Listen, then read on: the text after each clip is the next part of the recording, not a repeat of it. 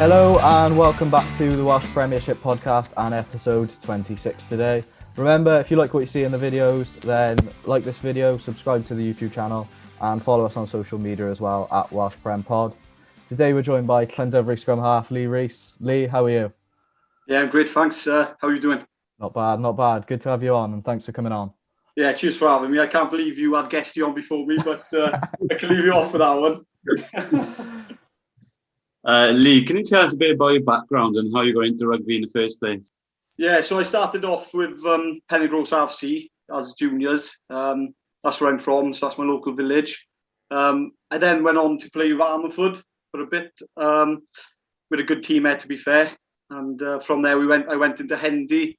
I was playing with like Stephen Shingler, a good few boys I got there. And then I got the phone call then to go into Llandovery when I was 18. Well, 17. So I played my first game when I was 18. Rob Appley had me up there because I was in the academy. And that all came about really because I was in Tregeeve school and Ross gave me a call, funny enough, when I was in sixth form, first year. I was doing some PE A-level and he gave me a call. He goes, would you prefer to come into the Llanelli, into College Cigar? And I was like, yeah, okay, then the rugby sounded good. So I went there, and from there, then I just got into the academy, and so that helped me really. So it was a good decision. So yeah, you sort of touched upon how you started off at Llandovery there. So how has playing for the club helped you improve as a player? Oh, massively, yeah. So when I went there, when I was obviously 17, just turning 18, I was in the academy as well. So I knew Rob Appley well anyway. So when I went up to Llandovery end, you had the likes of like Rob Walters, who was the first choice nine at the time, bit of a stalwart at the time as well. So I could learn off him. So I found having that somebody experienced like him really helped me. And he was such a nice guy as well, like easy to get along with, and he wanted you to do well. So it really made me feel comfortable. He also played for Pennygross as well back in the day. And obviously his father, Jock, the legend, that is Jock, obviously really welcomed me in as well. So yeah, it really helped develop me, I found. So how special is Llandovery to you? Llandovery means loads to me. Like I've had a few, obviously, opportunities over the years to go and play in England and things like that. I had a call to play for Rotherham. That was a good while ago now. And Llandovery always, I don't know, it was tough to leave. Like, you know, I'm a homeboy anyway. And they've been so good to me as a club. We don't have a massive fan base, but obviously the fans we do have is really special. They're all really welcoming, really nice. And we have a really good sort of environment there, and it's just really enjoyable. You know, obviously I've been there for nearly 12. Well, I've been there for 12 years now, and like I said, I've had a few good opportunities to go away, which could have progressed my career further, to be honest. But I decided that I was happy where I was, comfortable. I just really enjoyed it. The environment was like a family environment. It just suited me. You know, it's the type of person I am. It's the type of environment I enjoy. So yeah, it just worked out well for me, really. And I can't see me ever going to another team, to be honest with you. Unless I get, you know, slow and rubbish and I end up just going back down the leagues, I'll go back to play for Pennygross for a little bit. Can't see me retiring anytime soon, to be honest, because I love it, and I think you're a long time retired. So as long as I'm playing well and I'm enjoying it, I can't see me retiring anytime soon. So you touched on there going to Coleg Cigar with Ross, and how like important is the relationship with like Coleg Cigar to the Prem teams down west? Yeah, well, when I had the call from Ross, if I didn't have that call, I probably wouldn't have got into the academy unless I got in later on and did it the different way. Because I was with the Scarlets, 16s, 18s and things like that anyway. But yeah, it just helps develop you more as well because the setup was really good. You're playing with really good players as well, because when I was in college, you had the likes of Scott Williams, Alan Davis. I could name like 10 players who've gone on to play, you know, and have good careers as professional rugby players. So it really helped me come along. And to be honest with you, that got me into the academy, and that's what got me into Wales Sevens then as well. Yeah, and you made your Llandovery debut at 18. But what do you think the purpose of the Prem is, obviously, for youngsters coming through and things? Obviously, the purpose of it is the development, to try and get them to progress into regional or even international players. Obviously, in terms of like youngsters coming through, I think like with Llandovery players, a lot of backs who come up there, good young players, like you got like your Tommy Lewis, players like that who are coming through. I think they look forward to playing for like Llandovery because the style of rugby we play as well will suit them and help them progress. So we're allowed to run from anywhere. You know, we throw the ball around, and I think they can express themselves. So in terms of that, I think that it's great because they can be the players they want to be without having to go through phases, play the game how you're told to play. They're just allowed to play how they want to, express themselves, develop as players. I think obviously a lot of boys have touched on it as well in terms of like playing with the older players, the ones who have been there and things like that. I think that's really beneficial. Like I said, when I first started, and I had Rob Walters, he had a couple of Scarlets games back in the day, and he helped me develop as a rugby player. I could look at him and see what he did well, try and pick up on those things and go from there, really. So I generally do think it's a really important part of the development. I hate seeing boys not playing, I'll be honest. When I was in the academy, amount of times, I was lucky I could play quite a bit, but they were always going on about my weight because I was always quite small. They always wanted me to get bigger, and that's all it was. And I just wanted to play rugby, to be honest with you. And I felt the more I played, the better I got. So I think the Premiership is, and the standard is good. You got the speed of play is good. The ball in phase play is not far off the pro level, to be honest with you, especially in some games. We're looking at 2 to 4 minutes ball in play. And I think it just helps with everything, doesn't it? It helps the development, helps with speed, helps your fitness, helps your strength, how you take a hit. And I could go on for ages about it, to be honest with you. So yeah, and you've played sevens for Wales. How much did you enjoy your time travelling the world playing sevens? Yeah, it's tricky on this one, right? Because I was there when I was young again. I was 18. I was lucky because I had a special group of players at the time. So you had like Evan Evans, who was played for Llandovery as well, top player. I was lucky enough to have like Alex Cuthbert. I used to be my roommate. Used to drive me crazy snoring, but otherwise he's a good roommate to have. And I absolutely loved playing. Obviously, in the atmosphere, sevens was my game, to be honest with you. I probably could have had a good career in it. Only reason I came out was because of Scarlets at the time. I just felt like I wanted to progress in the 15s. And obviously, if they wanted to put weight on all the time, if you're away playing sevens, it's impossible to keep the weight up, I found. I'd always lose a couple of kilograms. I'm going to be honest as well, I wasn't the best at travelling. I was terrible. This held me back quite a bit as well. So I did the 2 years. But every time it came to going away, I was really anxious, I struggled with being away. I'm a homeboy and I got homesick, which is quite ironic now because all I do is go away now. The last couple of years with my girlfriend, that's all we do. But I think I've learned to just enjoy it. And as I've grown older, it's just one of them things that's faded out. But at the time, I really struggled being away. I remember it was one day, I was out in Hong Kong and I think Rees was there, and I went into his room and I just broke down a bit. And I was like, I don't know if I can be here. I just struggled. That's how much I struggled at the time. So I think that held me back a bit, the fear and things like that. And looking back, I would have loved to have done the sevens again. But yeah, just things like that got on the way. So, but in terms of enjoyment, I absolutely loved it. And it was how I enjoy, how I like to play rugby. And yeah, I wish I just did a couple more seasons, to be honest. But I'm too old and slow now, so that's not going to happen, is it? Moving back to Llandovery then, and last season then before COVID. Obviously you had your break mid-season, you went off to Australia, but for Llandovery, pretty successful season really. Obviously Cardiff looked like they were going to win the league in the end. How do you think the season went as a whole for them? I think whenever we're in the top 4, we can be proud of that, because when you think of finances and you think of the players you've got in the region and things like that, I think we always do better than we should. But I think it has gone. So when I first started, we'd hardly win a game. But then as the sort of Rob Appleyard came in, he made it more professional, made it better. That's no disrespect to whoever was there before, but I just felt that it was more professional. And I was lucky enough to come in the era when we started to improve then. So yeah, I think top 4 for Llandovery is always good. We always want to try and, I'd love to win the league. I've been playing in the Premiership for 12 years now, still haven't won the league. Sometimes you think, oh, should I go elsewhere, because I'd love to have that title. But like I said, I wouldn't want to leave Llandovery anyway. But every year you think, you look at your squad and you think, we've got a good enough squad. I just feel like we choke at times. I don't know what it is, but it's just the mentality it is. Like we played the semi-final against Cardiff, I think it was 2 seasons ago, that was in the Cup. And we just didn't turn up for the first half. We were 20 points behind or whatever, and you just can't do that in the big games. So I feel like sometimes we do let ourselves down in the bigger games. I just think you look at the squad and there's quality everywhere. You look at the back line, there's 3 or 4, 5 players in that back line who could easily play professional, in my opinion, if they just improved on 1 or 2 areas. And just the forwards now are obviously really mobile. We've got a really good squad. It's not just the 15 anymore. We've got a full 23 plus extra. And I honestly think with the squad we got now, we should be, aiming to. Obviously, Cardiff were really good last year. Hats off to them. I don't think anyone would caught them, no chance. And they probably had the best squad as well, to be honest with you.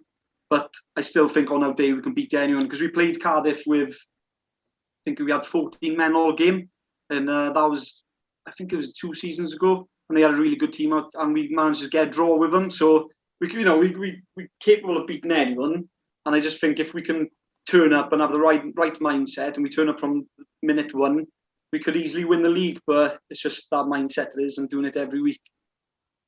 Yeah, and it looks likely the rugby will return now over the summer with the Premiership Cup.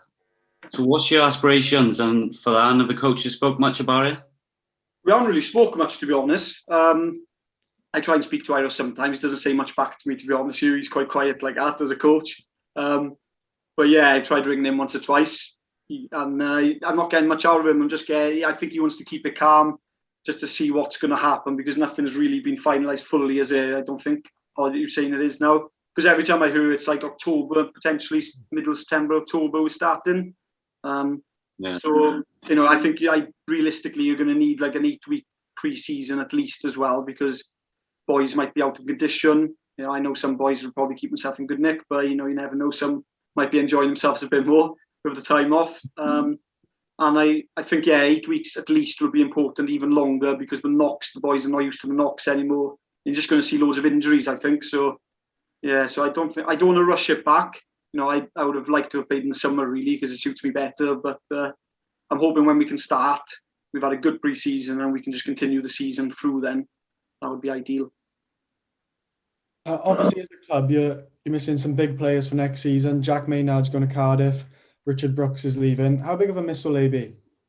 Yeah, I'm gutted Jack's gone, but I can totally understand why he's gone. He's living in Cardiff now. And so it is a hell of a journey for him every week. And I remember sometimes he was getting home like on a Tuesday night at like 11 o'clock at night or something like that. Do you know what I mean? It was difficult for him. And good luck to Jack. And obviously, I really enjoyed playing with Jack. We must have played over 100 times together, and he's a quality player. So I am gutted he's leaving. Really gutted. I'm going to miss abusing him as well on the pitch. And every time I'm taking a quick tap, but he's not happy, and we argue, we're going to miss that. But and in terms of like Richard Brooks, obviously I played with Brooksy for about 8 to 10 years. I'm going to miss the fact that he used to do all the passing for me as well, because he had a better right-hand pass to me, to be honest with you. So I'm going to be gutted about that. And obviously he's a top player, top captain, to be honest with you. It wasn't just the work he did when he played and the way he played. It was off the field, the way he was with the supporters. Just things in general like that. He's a really good captain, somebody I looked up to, loved playing with, and I was devastated when I heard he left, to be honest with you. But the time was right for him. He's got a young family, and I think he'll probably play for Bournemouth a couple of times. So hopefully I can sneak in a game for Bournemouth at some time and get another game with him. We'll see. Yeah, obviously you mentioned those two there, Brooksy and Jack Maynard, but you've played with and against some great players in your time in the Premiership. Obviously, you've got the likes of Wyn Jones as well now that's going on to, looks like he's going to be a Lion. So who are some of the best players you've played with or against in the Prem? Oof, it's a tough question, because I've played with quite a lot of good players, to be fair, over the years. Probably when I first started, you had the likes of like Ivan, like I said, winger, he was a quality player. You had Neo, he was a number 6, he was Samoan. And I've never seen somebody like KO, somebody in a tackle before. So that was like quite a, obviously I didn't want the guy to be down injured, but it was quite uplifting as a team. He was a really big player when he wasn't getting sent off for a high tackle. Early on, there was players like that. Obviously I played with like Adam Warren, Jack Roberts. They've all gone to play, really well. Like Adam had a cap for Wales, didn't he? Quality players. Played with Adam for quite a few seasons as well in college and things like that. Probably the best player I've played with, it's a tricky one. I'd probably say backwise would be Aaron Warren. I think he's the most underrated player going. Quality finisher, strong and really good defender. He can't kick, so I've tried telling him for years not to kick the ball, just run. We have a bit of banter about that. But yeah, he's a quality player, Aaron is. And one of the nicest guys you'll meet as well. But he's a bit loose on a few beers, to be honest with you. It's a different side of him, man. but yeah, he's a quality player. I've played with loads of brilliant players. Loads have gone on to play for Wales. Like Rodri Williams played with us. He did a few seasons for us. He's keeping me out the team. I had to play 15 then, which wasn't ideal, but it was good to play with him. And then probably somebody I played against would be like Lee Williams, and I've obviously played with Lee as well. I was chuffed that I got to play with him because his style of rugby was just, I looked up to it and I admired how he played. Just the way he was with 2v1s and just drawing players, just the easy skills, and the way he offloaded the ball. So yeah, when I got to play with him, that was obviously brilliant because we just bounced off each other. So I really enjoyed that as well. He might not have been the quickest player, but he wasn't slow and just really skillful. And somebody I looked up to because obviously he played in the sevens before me, World Cup. I always had, I'm a competitor, so when I came into the team, I still wanted to knock him out of the team. And I always had that little bit of rivalry. But in terms of looking up to him and stuff like that, I thought he was really good, excellent player. And looking back now, I'm a bit older and he's retired. I can say Rees, he's probably the best player I've played against.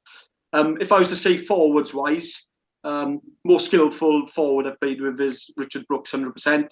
And then you've got like Stuart Worrell, who's just an absolute warrior. I remember he was on the bench against Abervale. He wasn't happy. I don't think he came on for a quarter of an hour, and I think he made like 20 tackles. So that was he's a bit of a loose cannon, brilliant player, top guy. But there's loads, to be honest with you. You got like Lloyd Phillips, like 6, 7, 8 seasons ago, he was brilliant. Phil Day.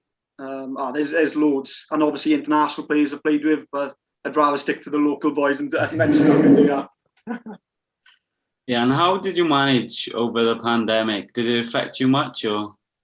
I was quite lucky to be honest. Where I live, I got 2 really active dogs. So I got 2 Welsh sheepdogs, so they need a lot of walking.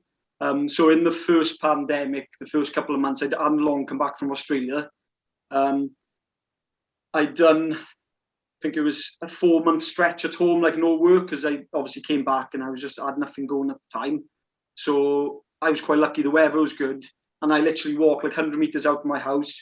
To the left, you've got like one mountain you can walk up. To the right, you've got another mountain to walk up, and I just enjoy that. I enjoy hiking and taking the dogs out. So, it got repetitive at times, but I think I was really lucky compared to most people. And then after about 4 months, I did labouring then for 6 months just to do some work when I was able to. And I was off then for another like 3-month stretch, and then like back into work now, back in the fitness industry, which I enjoyed doing. But yeah, I think overall I was quite lucky, to be honest. And what have you missed most about not playing rugby? I just missed the team environment, So seeing the boys, the banter, taking the mick out of each other, having a good laugh. I miss the competition. I'm a really competitive person. I really miss playing. When you go and play like Ponty away, for instance, I just miss that atmosphere. And they're the main things you miss out of it, really, is the team environment and just the playing and trying to win games. Like I am a competitor, like I said. I'm getting a bit older. I've got another few years contract at Llandovery, so hopefully if I keep playing well, I can stay here for a good while yet. But just the competition, really, I miss. And obviously during the lockdowns, it was tough for everyone. But how good were Llandovery with like helping you out? Did they give you sort of any like fitness routines to follow, or did you have like a couple of Zoom socials or whatever? Yeah, like I said, it's been quite chill, to be honest with you. We got Matthew Jacobs come in. He's an ex-player. He's doing the conditioning now, so he put up some stuff for the boys. I've always done like my own type of conditioning stuff because that's something I've always really enjoyed. And like I said, I'm in the fitness industry, so I've always, got my own ideas of what I want to do and things. So I naturally just keep fit like that anyway and do my own stuff. But yeah, to be fair, they've been supportive. They've kept us in the loop when we need to be. But we got a really tight group, knit of players. So, we can not see each other for a long time, and it just goes back to normal, pretty good. I just hope some of the boys are keeping conditioned because, I haven't spoke to everyone really. So I'm hoping they come back in some sort of condition so we can challenge the next season then. And to finish, Lee, we got a teammates quiz for you. So who's the worst dressed teammate you've played with? Worst dressed? Oof. Good question. I'll just say Sean Miles because he's just, he's the one I always give shit to. So yeah, Sean Miles, terrible dress sense. And the best drinker you've seen? Best drinker is probably Cantona, to be honest with you. 100%. Yeah, he can down some pints. I think that's 3 out of 3 for Cantona from Is it? Llandovery boys. Yeah, I think Guesty and I forgot to mention Cantona when I said about the best players I played with. Obviously, he was somebody I looked up to, so I just get that in there quickly. He's brilliant as well. The best changing room DJ? I'd probably say Lee Rees was the young prop. He's gone to Cardiff now. I think he sorted the music out last year. But he's a rubbish drinker. And who's the biggest liability you've seen on a night out? Go back to Lee Rees, 100%. So first of all, I'm not the best drinker. I'm a bit of a liability, but even I managed to beat him on drinking a pint of Budweiser, which is a miracle, to be honest with you. And also, at the end of the night, he usually ends up crying as well. So he's definitely the biggest liability, to be honest. And if you were stuck on a desert island, who is the teammate you'd most want to be with and the one you'd least like to be with? Most like to be with probably Stu Worrell. Really nice guy. He'll keep me calm when I'm losing my head. And he'll look after me well. Worst, I'd probably say Ricky Guest, 100%, because he bore me to death, to be honest with you. Talking about himself all day, I couldn't handle it. Oh, you're in for some stick on Twitter now, aren't you? Yeah, most likely. All right, that's a wrap for episode 26 then. Cheers for joining us, Lee. Thank you very much. Cheers for having me. Cheers for coming on, and thanks for watching. If you've enjoyed the video, then like the video, subscribe to the YouTube channel, and follow us on social media at Welsh Prem Pod. Thank you and goodbye.